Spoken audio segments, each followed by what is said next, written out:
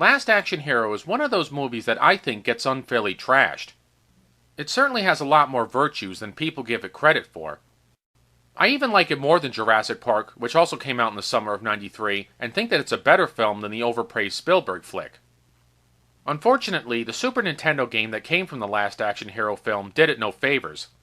And its final boss battle is yet another insult heaped upon the hill of insults that have already been hurled at the film. So anyway, let's get into it. Stupid boss battles. Last Action Hero for the Super Nintendo. Benedict. The last level of the game is a real endurance test for even the most seasoned gamer. So is the game for that matter. Bad controls, shoddy hit detection, and a mercilessly cruel time limit make a terrible experience nearly unbearable. By the time the game gets to the end, anybody with half a brain will want to quit. But then again, if I had half a brain, I would have quit after the first level. Anyway, before the final battle, you defeat the axe-wielding Ripper a second time. And as a boss, he's so painfully easy that he's pathetic. He has the same pitiful attack pattern as his first iteration, and he just jumps over you and you can punch him to death. Whoop-de-fucking-do! What a thrill. Alright, so once you defeat Ripper, the roof explodes and our hero, Jack Slater, drops down into a movie theater. Never mind that in the movie, Slater fought Benedict on the roof, but whatever. At this point, they could fight inside Moby Dick's rectal cavity, and I wouldn't give a shit less. Okay, so Slater's in the theater, and the final battle begins. And right away, the game gets super cheap with you. You barely get a few seconds to get a health power-up in the form of a badge. Then the game kicks you in the ass when you least expect it. Benedict comes out of nowhere and attacks you immediately. Where'd he come from? I don't know, you tell me. Maybe he came from Jack Slater 3 or 4. Or maybe he came from one of the Human Centipede films for all I fucking know. Alright, so anyway, he attacks. And he has one of the stupidest and cheapest attacks I've ever seen in any video game. Want to know what it is? Care to guess? Bubbles. He uses fucking bubbles against Jack Slater. Were they fucking nuts? Bubbles? From way back in my first Darkman review, you know how I feel about bubbles as a form of attack. Bubbles was the best they could do? Jesus cocksucking Christ! This is such a creatively bankrupt form of attack! And why bubbles?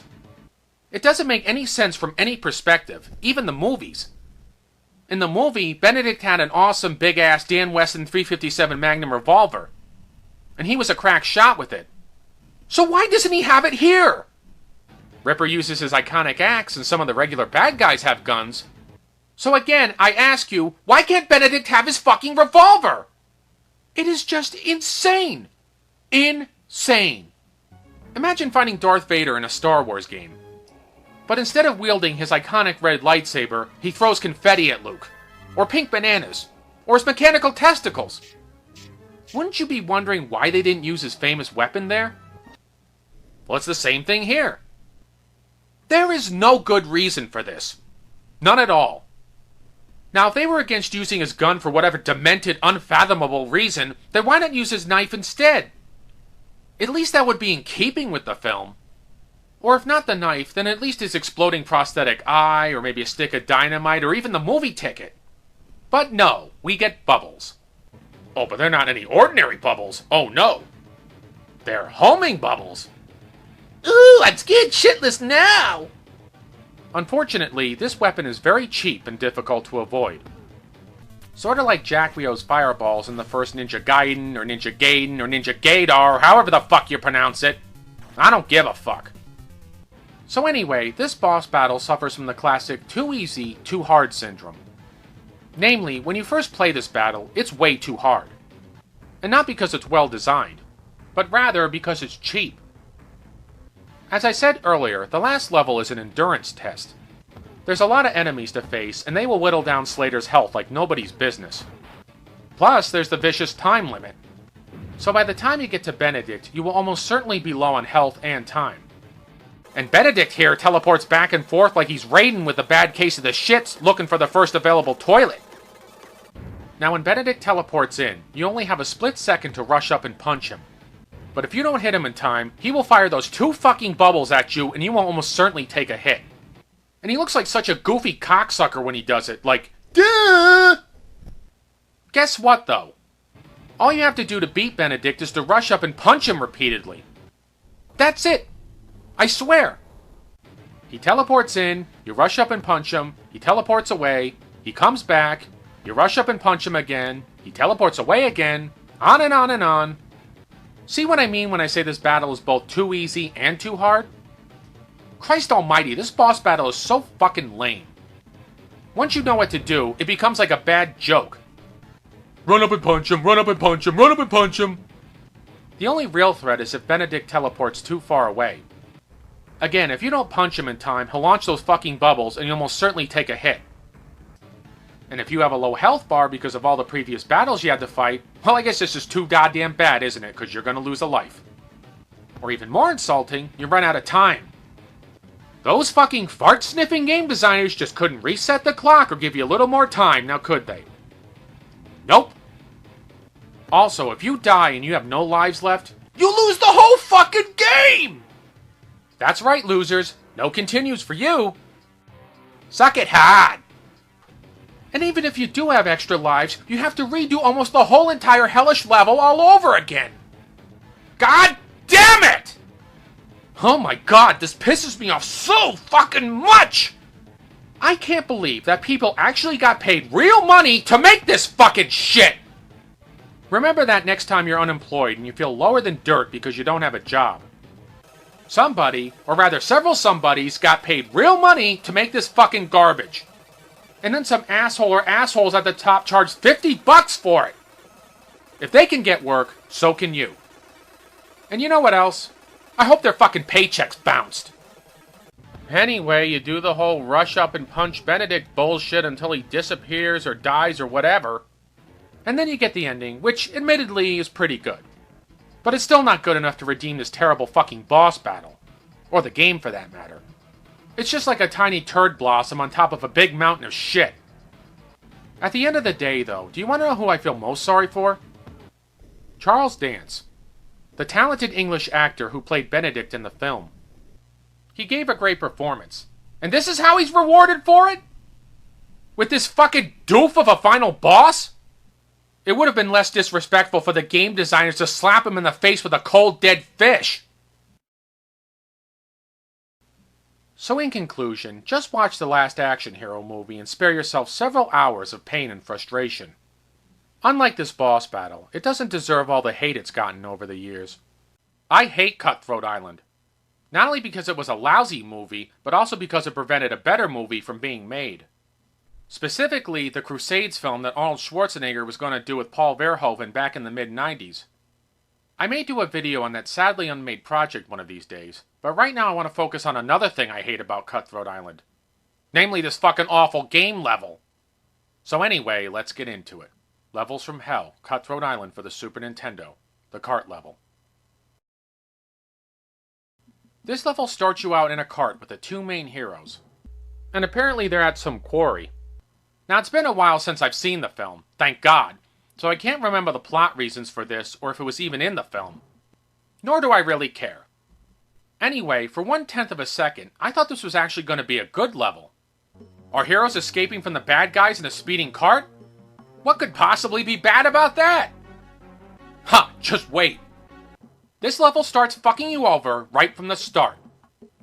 You speed through this goddamn area with no way to control the cart except to move it up and down the screen. And this cart moves through the level so fucking fast that it literally made me sick. I mean it. Playing this level for an extended period made me physically ill. And I can't say that about every level from Hell. Not to mention that the terrain is littered with obstacles. Rocks, trees, soldiers, and these big guys. Plus the graphics look so bland and shitty that they made my nausea even worse. Oh yeah, and the rocks blend in almost perfectly with the washed out ground, making them even harder to avoid. But the graphics are the least of this level's problems. For one thing, if you hit any obstacle except the soldiers, it's a one-hit kill. That's right! The trees, the rocks, and these big guys take away one life, even though you have a life bar.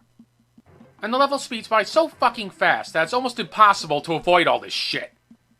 Why couldn't they have slowed the cart down just a little bit, or at least add a brake? it would have made the level a bit more fair, and spared us all a bout of motion sickness in the bargain. But I guess the game designers wouldn't want you to have any fun playing this level, now would they? Worse still, the terrain is so confusingly laid out that it makes it even harder to avoid obstacles. Like I said earlier, you can move up and down. But it really feels like you can only take two paths. The high road or the low road. Take the right one and you succeed. Take the wrong one and you lose a life. The aggravation doesn't stop there though. This level even manages to throw physics and common sense right out the window. And why, you might ask? As I mentioned earlier, you can knock down these red soldiers. But for some perverse reason, you can't knock down these big guys. At first, you might think you can. But try it and you'll lose a life. Wait a fucking second. So you're telling me that a cart that's going, what, 30, 40, even 50 miles an hour can't knock down an ordinary human being? The trees and rocks I can understand. But these lumbering fucks? What a load of cock-sucking commie bullshit! Now maybe if this level allowed you to take 2 or 3 hits, it might be bearable. But it doesn't. If you hit a tree, a rock, or these fat fucks, you lose a life and you have to go back to the beginning of the level. Lose all of your lives and you lose the game. That's right, the whole fucking game. There's no passwords, no continues, and no checkpoints here. No anything. Are these game designers even human? Do they have any empathy? Can they allow for normal human failings? Even in golf games you get a mulligan, but not Cutthroat Island. Cutthroat Island kicks your teeth down your throat and then pulls them out your ass. If you're foolish enough to play this level, expect to get sent back to the beginning of the game a lot. But do you want to know what the worst thing about this level is? This is the second level of the game! Not the 5th, not the 12th, not the 20th. The second level of the game! Were these fucking game designers insane? What, did they sniff too many of their own farts over the years and fuck up their brains? If this were the second to last level in the game, it would still be an irredeemable piece of shit. But the fact that this is the second level is unforgivable. Imagine renting this game for $5 back in the day. The term highway robbery doesn't even begin to describe what a ripoff this game is. Or worse, imagine paying $50 for this disease-ridden tampon of a game and not being able to beat the second level! Oh, and there's no GameFAQs or YouTube to help you out back then. If you're lucky, maybe you get a magazine at best. This is criminal, folks. Outright criminal. Whoever was responsible for this game should have been locked up for robbery and fraud. Or imagine the worst thing of all, getting this game for Christmas. Getting this game for the holidays would be about as appealing as getting a Christmas stocking full of anthrax and Ebola. There is absolutely no excuse for such shitty level design. Jesus Christ, I can think of 2 better cart levels right off the top of my head for the same damn system. Indiana Jones's Greatest Adventures and Donkey Kong Country. If those 2 games could do it right, then why the hell couldn't this game do it right? I guess because the people who made this game are the real cutthroats. A bunch of sadistic, demented assholes who enjoy making people's lives miserable. By the time I finally managed to finish this level, I had had enough. I couldn't care less if the following levels of Cutthroat Island were the best video game experience ever. This level soured me on the whole game for good. And I wouldn't play the rest of it if you dumped a treasure chest full of pirate booty right on my front doorstep. So in conclusion, don't bother with this level, folks. Or the game, for that matter. Because it is the quintessential waste of time. If bad level design has a name, it must be Wave 9 from the NES version of Indiana Jones and the Temple of Doom. This so-called wave is an epic clusterfuck of misery and boredom wrapped in a big, stinky brown package. So anyway, let's get into it. Levels from Hell, Indiana Jones and the Temple of Doom for the NES, Wave 9. When you start out the 9th wave, it seems fairly innocuous at first. Oh sure, there's still the usual crap that this game throws at you. The endless thuggies, the spike traps, these annoying bats that stun you, magic fucking rocks that appear out of nowhere, and these instant-kill lava slabs to top it all off. But if you got this far in the game, you shouldn't have too much trouble getting past them. Once you get to the middle of the wave, though, the real hurting begins.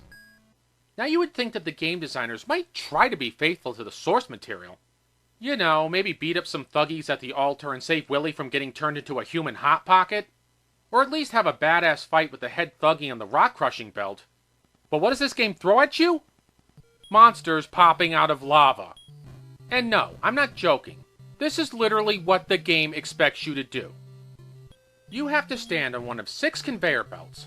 6, mind you, and wait for monsters to pop up out of the lava. When they do, you kill them with a knife, a bomb, or a gun, and they form a bridge across the lava. I have just one question.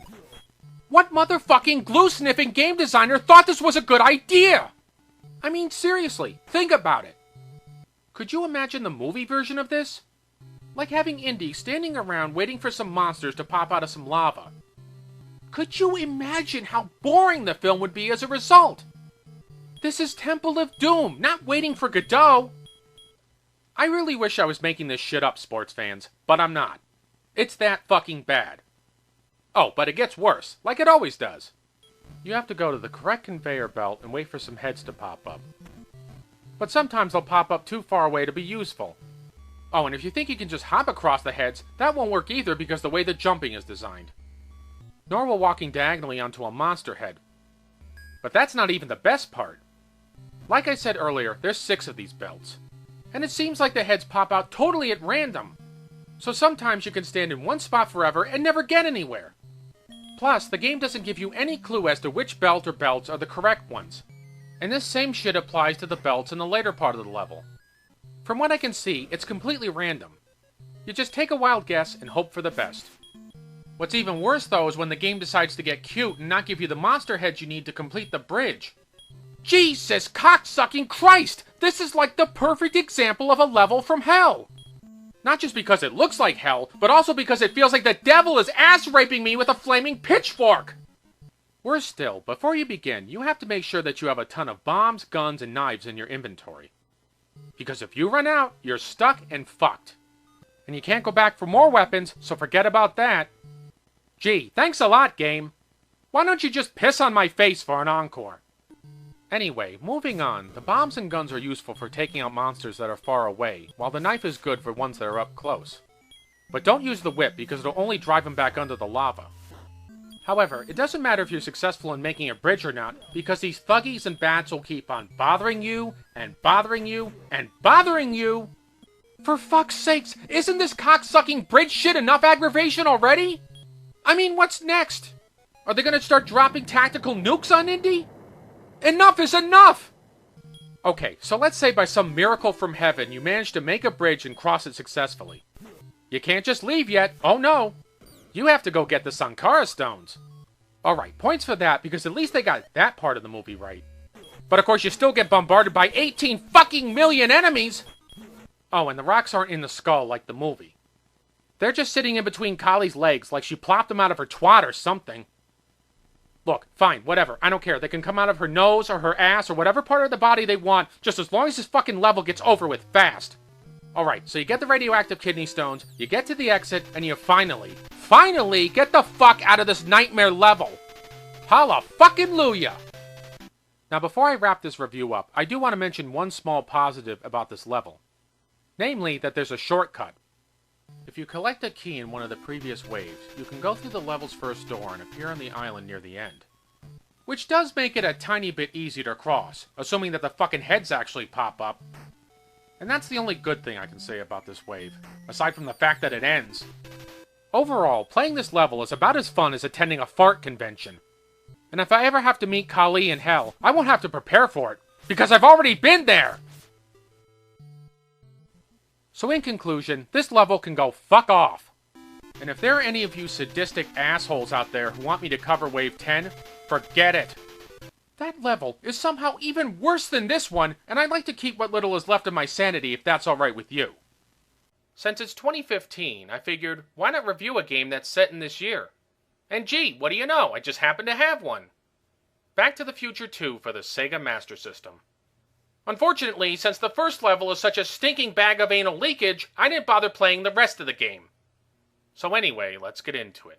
Levels from Hell, Back to the Future 2 for the Sega Master System, the first level. I have to say that the opening graphics don't look too bad, and I do like that they at least tried to make the level look somewhat like the movie. Heck, you even get to ride Marty's hoverboard, which is a nice touch. However, that's where my praise of this game ends. This level has such horrible controls that they literally ruin the game. Like the movie, you start out in Hill Valley 2015 and you have to head right on Marty's hoverboard. With the slight 3D aspect, you can also move up and down the street. But the controls are so fucking skittish that you float back and forth way too fast. Couldn't they have tightened these controls a little bit more? I guess not. Worse still, you only get one attack. Marty punches. That's it. And this punch is almost fucking useless since it has virtually no range and you can't use it on certain enemies. And even with the enemies you can fight, you have to get right in their face to hit them. At this rate, Marty may as well slap enemies in the face with his dick, because they both have about the same range. What's even more laughable, though, is that they actually give you a life meter. Which would be nice, except that a lot of things can kill you in one hit. Why fucking bother to give Marty a life bar if it's virtually useless anyway? Even old Biff can kill you with one hit. Not to mention that you can lose life from a bunch of shit. I mean, look at this. You just stay on the pavement and it takes away your life. This is so fucking bad that it's almost making Back to the Future for the NES look good. And I didn't think that would be possible. Add to that, this game gives you almost no time to get used to the controls. That's right, it's the old sink or swim mentality. Right from the start, everything is attacking you. This car can hit you. These skaters can come out of fucking nowhere and hit you. Even a kid with his toy can kill you. Playing this game is like trying to fuck a porcupine. It's really frustrating and it's even more painful. Plus, the game only gives you 5 lives and only an occasional 1-up. Lose them all and you have to start all over again. Now, if by some miracle you manage to survive this horizontal street, you move to a vertical one. Why? I don't know, I guess it just makes the gameplay even harder.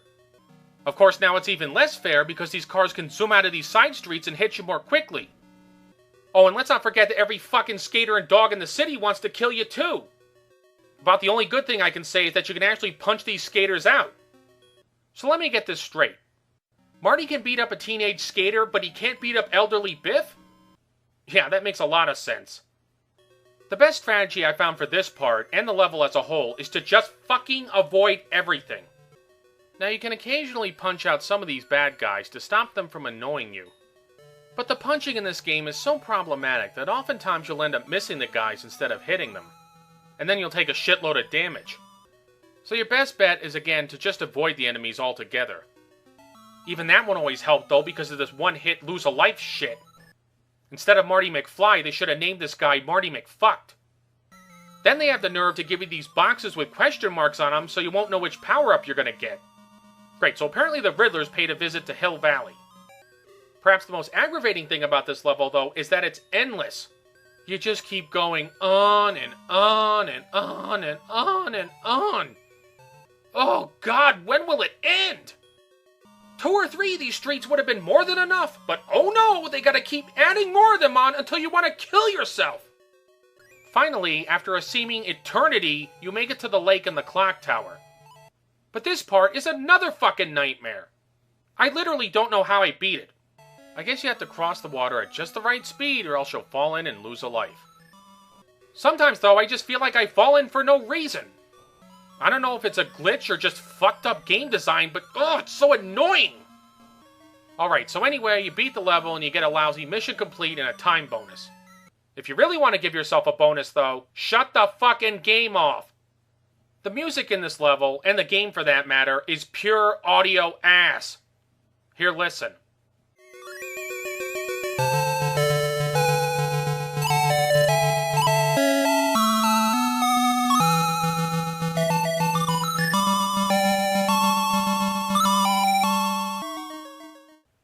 They totally butchered the great Back to the Future theme. Hell, I could fart a better rendition of this theme without even trying. Looking back at this level, I just can't understand how they could take such an enjoyable movie like Back to the Future 2 and fuck it up so royally. But fuck it up they did. So in conclusion, this level is a total fucking disaster.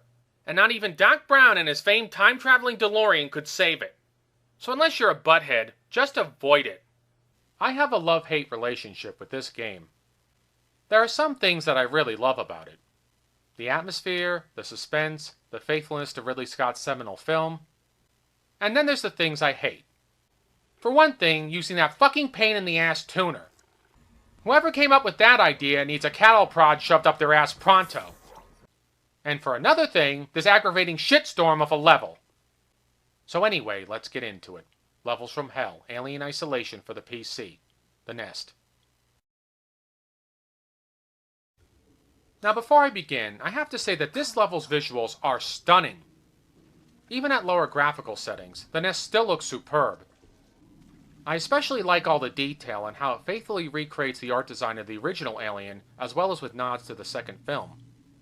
The clunky, chunky design of the computers, the cocoon bodies, the slime dripping from the ceiling, the encrustations. The aliens look great, the computers look great, the flamethrower looks great. As John Hammond said in Jurassic Park, they spared no expense. If only the actual gameplay were as terrific as the visuals, this would be a level from heaven. Unfortunately, it's not. Now in this game, you will fuck up and die a lot. And some of these levels can really piss you the fuck off. Like the medbay level and the detachable station level. But right now I just want to focus on this level. Our hero, Amanda Ripley, has discovered an alien nest on Sevastopol Station, and she has to blow it up. But it ain't gonna be as easy as flicking a little switch or pressing a button. Oh no. She has to go around and set the reactors to overload. And here's where the level really starts pouring on the frustrating shit. There's facehuggers here, and you only have a limited amount of flamethrower fuel to torch the little fuckers. Or you can shoot them, but you'd better be fast. If your aim is shit or you're a little too slow on the trigger, whammo, you get face fucked and back to the beginning or the last save point for you. Thanks for the face rape, you little shits. Worse still, the game gets real sneaky with the alien eggs. Most of them are empty, but some of them aren't. Go near the wrong one and, yep, you guessed it, you get up close and personal with the hentai fetishist wet dream. And I hope you like failure, my friends, because you're gonna get fucking plenty of it. So my best advice is to learn where these fucking eggs are real quick and nuke the motherfuckers with your flamethrower. Then there's our old friend, that cock-sucking, acid-blooded fuckhead running around. Oh, and if you fuck up, well, you know the drill. The most annoying aspect of this level is trying to figure out where to go and what to do. Even with the map, it's still tough. Alright, so this first part isn't too bad because you'd only have to use a computer and flip a lever and a switch. But this next tunnel here is a rotten cunt sandwich. This game just loves to make you run around in circles, pressing buttons and pulling down levers. Okay, so most of the game's levels do this shit anyway. But here it's just gratuitous! Instead of Alien Isolation, they should have called this game Alien Pull the Goddamn Lever already, you dumb fucking bitch! And as if that isn't enough, this motion tracker here is damn near useless because of interference. So what's the fucking point in even having it? You might as well play this level with your fucking eyelids stapled shut. However, this last part here really pissed me off. You have to find yet another tunnel and start a generator. Then you have to turn on another computer. And pull yet another fucking lever and a switch. You know, you'd think in the fucking future they'd have, I don't know, a big-ass nuclear reactor to run all the station's systems for like 1,000 years. But oh no, apparently this station was made by the same people who work at friggin' Lowe's or Home Depot and are stuck with 21st century technology. Christ, at this rate, the station may as well be made out of fucking wood like that aborted medieval version of Vincent Ward's Alien 3. In short, you are just gonna die a lot here. As the wonderful Philip Solo says, "Alright guys, here's the scoop." You're fucked. That's the scoop. So get used to it, bucko. And I swear, trying to avoid the aliens in this level is nearly impossible. You just have to pretty much use your flamethrower and pray.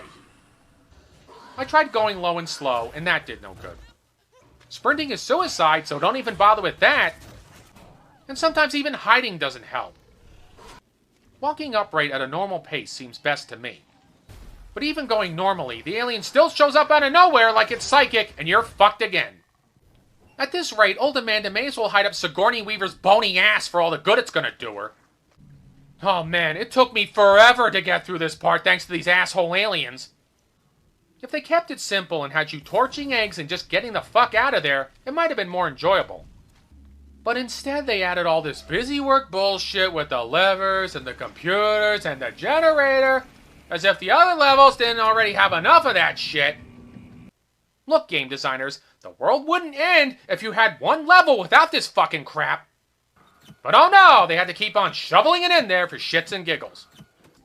So anyway, you finally succeed. Or you fucking die unfairly for the billionth time and you have to start again. And the game turns into some kind of xenomorph-infested version of Groundhog Day with the alien playing the role of Ned Ryerson. Bing, bitch! Taste my mouth tongue in your fucking face! And even if by some miracle you manage to do all these asinine tasks, you still have to escape the level without getting killed.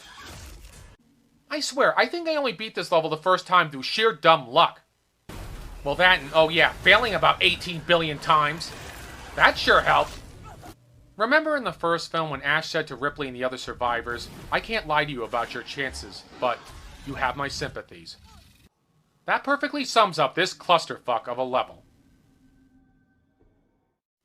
So in conclusion, some of the other levels are harder and more annoying. But I just had a shit ton of trouble with this one. I mean to the point where I thought I wasn't even going to beat the game because of it. So play it at your own peril. I thought Top Gun for the NES was the lowest of the low when it came to flying games for the system. But I was wrong. Flight of the Intruder somehow managed to go below even my lowered expectations and become the worst flying game I've ever played on the system. So anyway, let's get into it. Flight of the Intruder for the NES. Right from the start, the graphics really suck. Now I'm not expecting miracles here, but even the opening title screen looks weak. So apparently the movie in this game was based on a novel by Stephen Kuntz. Seeing how bad this game looks though, I'm surprised Kuntz let them put his name on it. He probably just cashed the paycheck and washed his hands of the whole affair. I can't say I blame him. The game's graphics do improve a bit when you get to the takeoff scene, but then it dives right back into the turd garden when you get to the cockpit scene. Even the earlier map screen stinks. It's just black and green. Okay, so the game is set during the Vietnam War, so maybe the tech isn't up to snuff. Even allowing for that, though, the game still looks like shit. For example, the gunshots are just lines. Lines, folks. I'm shooting lines at the enemy. What is this shit? Fucking Atari 2600? Even Top Gun for the NES had round bullets. Did the Vietnam War take place in the world of Tron? And the missiles don't look too great either. They look like Johnny Storm's flaming jizz. Lovely. And the controls for the dogfighting scenes are barely any better. A fires the guns and missiles, while B allows you to increase or decrease your thrust. And select allows you to switch between missiles and guns. At least they didn't fuck that up. Also, you can spin around. I'll try spinning! That's a good trick! Whee! Apparently this pilot had one scotch and soda too many before takeoff. But hey, enjoy the spinning, my friends, because that's about the only fun you're gonna have playing this game. As for landing, I'll get to that bundle of charm later on in the review. The gameplay is where this game really screws the pooch. In the first mission, you have to go and take out some enemy planes. Fine. But trying to shoot them down with guns is like trying to shoot the hairs off a gnat's asshole with a grain of salt. Sometimes you can take them down with a missile, but don't count on it. Then they fly away, and you have to wait a year and a fucking day for them to come back. Come on, game, will you hurry up already? At this rate, the Vietnam War will be over, and I'll be fighting in fucking Iraq! Despite the endless wait, however, the missiles are a little bit better. You get 3 of them, and sometimes you can even get a hit. Even so, sometimes you get a missile lock just by pure chance. Is it too late for me to review the porn version of this game? Flight of the Anal Intruder? One nice little touch, though, is that your guns can overheat if you fire them too much. That's pretty realistic. Never mind the infinite ammo for your guns. I guess realism stretches only so far in this game. Anyway, moving on, as you can well imagine, this level gets very boring very fast. Plus you have a fuel limit, so you can't take forever to shoot these enemies down. But guess what? They don't clearly mark the fuel gauge, even though they clearly mark the horizon indicator. Would it have been so hard for them to put an E and an F on this thing? I guess so, seeing how they fucked almost everything else up. Also, this constant reminder of enemy threatened area gets real old real fast. Every 2 seconds, this fucking thing pops up on the screen. Yes, I got it, Chief. Thank you. You don't have to remind me every 2 seconds. Do they think I'm Lenny from Memento and I can't remember anything? I have this condition. Yeah, I got a condition. A low threshold for bullshit condition, so stop fucking reminding me of shit I already know! Now, as with Top Gun for the NES, if you get hit by a missile, you lose a life. But trying to avoid missiles is a pain in the ass unless you spin around like a drunkard. What's even worse, though, is that you can eject from the plane and still lose a life anyway. Maybe I'm being dense here, but I thought the whole point of ejecting from a shot-down plane was to save your life. What, does Donald Trump not think I'm a hero and I deserve to lose a life because I got shot down? Gee, thanks, Donnie! Anyway, once you take out all the planes, you go on a third-person bombing run. Assuming you haven't shut the game off already out of sheer boredom. Now, at least this level is slightly better because you can blow up a ton of shit and not just sit around waiting for fucking planes to show up. But there's one eensy-teensy little problem with this part. Namely that the SAMs are surface-to-air missiles and the enemy gunfire is really hard to see at first. They're both white and they blend into the background like a grain of rice floating in a bowl of milk. So sometimes, by the time you see them, you get hit and it's too late. Couldn't they have made the enemy shots just a bit more distinguishable from the background? Why the fuck do I even bother asking such questions? Of course they couldn't. But if nothing else, at least this level is over with quickly, so that's a plus. Next comes the real shit show of the game though, folks. The landing. You have to land the plane, and it's just as hard, if not harder, than Top Gun for the NES. Not to go off on a rant here. Oh, fuck it, I'm going off on a rant anyway. Why do game designers dump shit like this into games for kids? Are they fucking sadists? Do they like torturing 10-year-olds? Why not make landing optional or like a bonus game? Because just like Top Gun, if you crash the plane, you lose a life. Or here's a fucking crazy idea. Don't put it in the game at all!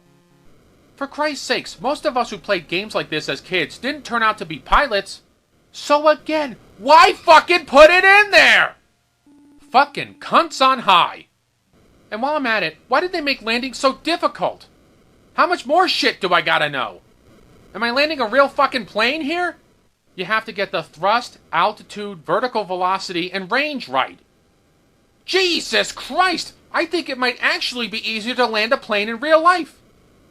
Or at least a modern plane, anyway. As far as I can recall, the only NES game that did landing right was Laser Invasion. And that was only because the helicopter pretty much landed itself. About the only good thing I can say about landing is that if you miss the carrier but don't crash, you can try again. Now you might think this is a blessing, but trust me, it's not. Because you can just keep on fucking up over and over and over again. This game is a shit Twinkie! Imagine eating a Twinkie and instead of getting tasty cream filling, you get a mouthful of creamy shit. That's this game to a T.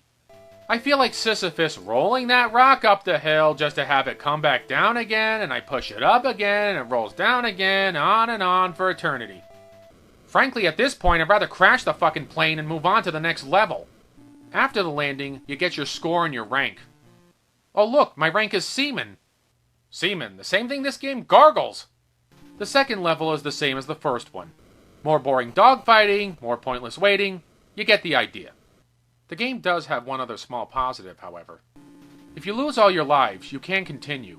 Though why anyone would want to continue on with this game is beyond me. Moving on to the music, there's one title theme. And it's pretty shitty. Here, listen.